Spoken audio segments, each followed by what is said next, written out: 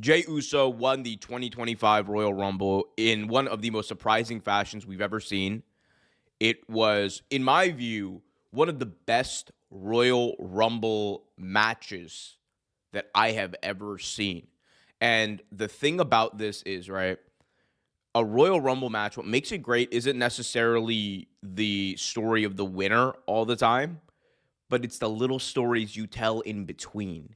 It's the story of CM Punk, Seth Rollins, Roman Reigns that they weaved in and out there. The story of Braun Strowman and Jacob Fatu that they weaved in there. The story of John Cena being able to overcome the odds only to be the runner up in his final Royal Rumble, setting up the future, setting up and making me as a fan feel engaged with what is about to happen over the next couple of months. That to me is what the Royal Rumble is all about. And in that respect, the men's Royal Rumble accomplished that so much. And in many ways, the women's did as well. Although the ending of that one, I will talk about later. I will talk about later. But there's been a lot of made about Jey Uso winning. And my point about Jey Uso and my view about him has never really changed. I have always believed that Jey Uso is one of WWE's most unsung acts. They called him main event Jey Uso back in the day because, part of it was like a joke because it was like, oh man, he's main event Jey Uso. It was a meme. But then he actually had his match with Roman at Hell in a Cell in 2020, and people took notice. I took notice. Everyone was like, oh, okay. It's not just a moniker. It's not just a name. There's something real here. And it went from, okay, we're going to meme this into existence to, oh, homie's having a banger match like every single time he's out there. Like he's a legitimate singles act in a way that not many other tag team guys are or ever have been. He's broken through. When you look at the Yeet, if you look at everything, he's broken through. And it's a testament to hard work. It is a testament to the hard work that Jey has put in, year out, match in, match out, night in, night out. And he deserves every bit of the praise. And I'm so happy that he got it. But there's a lot of people online talking about this in a very negative light. A lot of fans are pissed off about it. And their reasoning, I think, for a lot of people is that their favorite didn't win.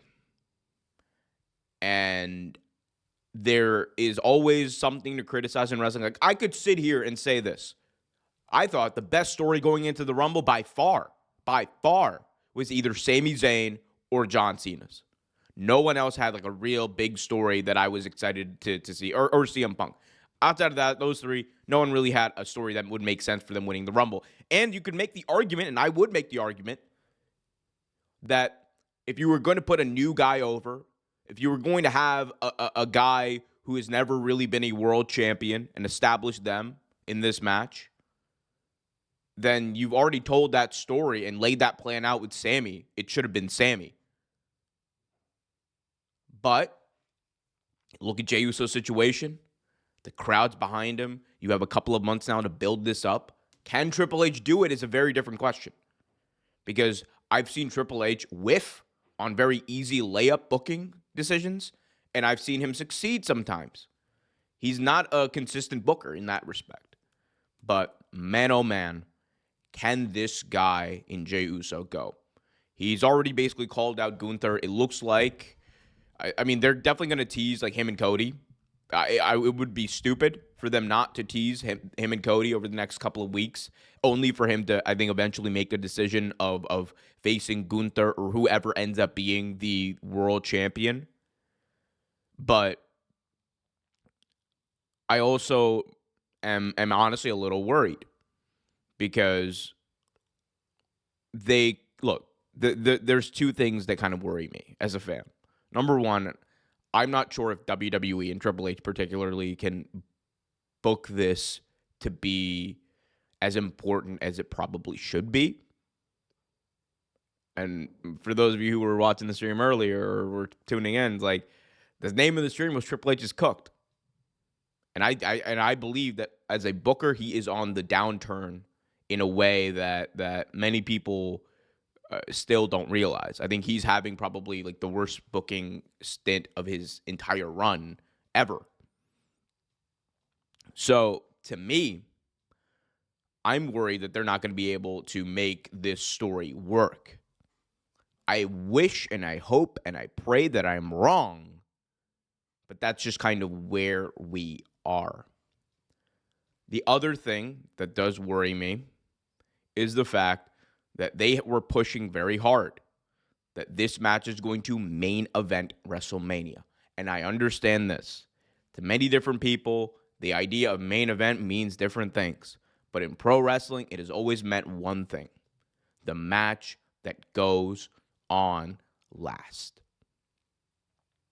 Does that always mean that the winner of the Royal Rumble goes on last? No.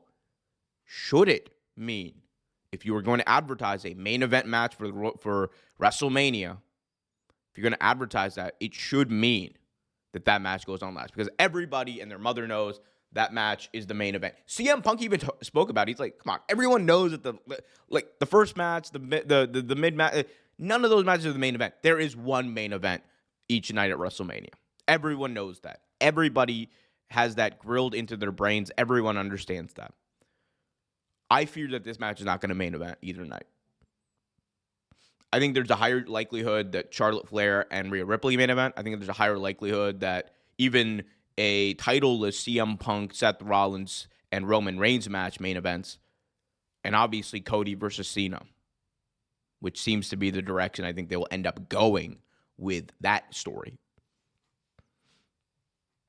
But as far as this thing goes, I think the hype, I think there's a lot of hyperbole. I also think there's a lot of trolls out there who are like, oh man, Jey Uso, he's not ready for the big time. I'm just like, come on, bro.